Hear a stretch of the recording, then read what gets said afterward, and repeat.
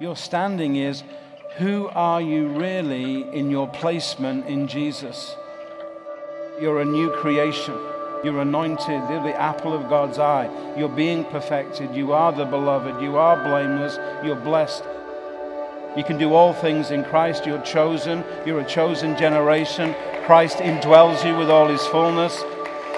He is for you, not against you. You're healed. You're hidden in Christ. You're highly favored. You are his body.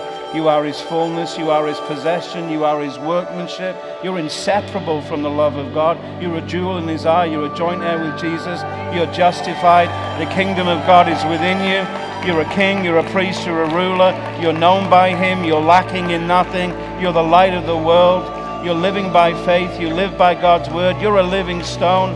You're made in his image. You're made rich in everything. You're more than a conqueror. You're a new creation. You are protected, purified, raised with Christ in resurrection life. You are redeemed. You are the righteousness of God. You are the temple of God. You are transformed. You're a vessel of glory. You're a vessel of honor. You walk by faith. You walk in newness of life. And you are absolutely worthy of the Lord.